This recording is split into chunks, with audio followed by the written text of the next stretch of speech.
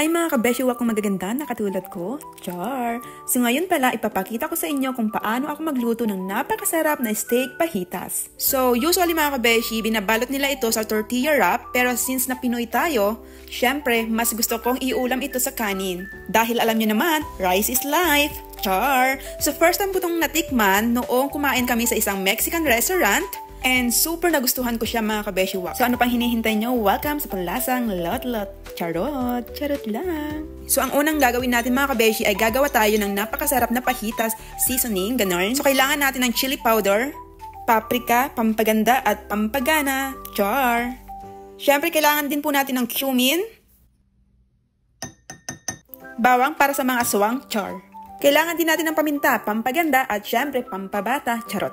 Lagyan din natin ng cornstarch and brown sugar. Tapos, i-mix natin ito. Kapag na-mix na, ilalagay na natin dito sa ating beef. Maglalagay din tayo dito ng lemon juice. At huwag kalimutan ang toyo. Pero ang alam ko, hindi naglalagay ng toyo ang mga Mexican. Pero dahil Filipino tayo, itodo na natin ito. Maglagay na rin tayo ng oyster sauce. At isama na rin ang liquid seasoning para bongga, ganon.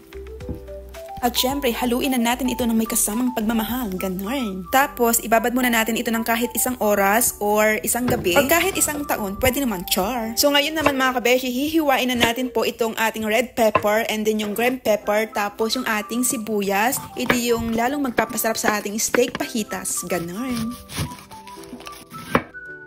So ngayon naman, maglagay na tayo ng mantika dito sa ating mainit na kawali at kapag mainit na po yung kawali, lulutuin na po na natin itong ating beef. Lutuin ito at least 6 minutes or hanggang maluto yung ating beef, okay? So madaling maluto lang ito mga kabeshi kasi maninipis lang po yung hiwa.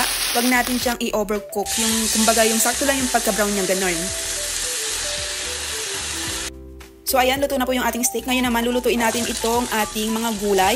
Lutuin lang ito mga kabeshiwak at least 3 minutes, ganun. Huwag din itong i-overcook. Mas masarap kapag medyo crunchy pa. Once na naluto na po yung ating mga gulay, ibalik natin itong nalutong steak dito sa ating mga gulay. Tapos haluin lang natin ng konti. Tapos okay na mga kabeshiwak.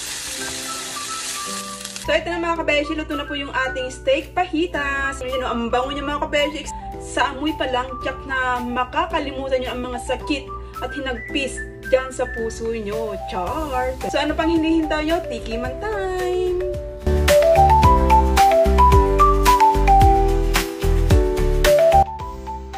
Tikman na natin to. Kain!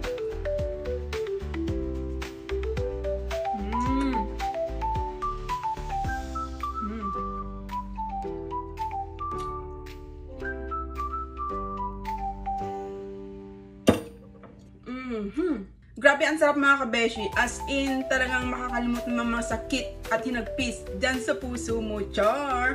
Kain! Sobrang sarap niya mga kabeshi. As in wala akong masabi, kundi grabe, ang sarap mga kabeshi. Kaya kung ako sa inyo mga kabeshi, itry nyo na itong lutuin. Napakadali niyang lutuin at super sarap. As in, ang sarap. Kasing sarap ko.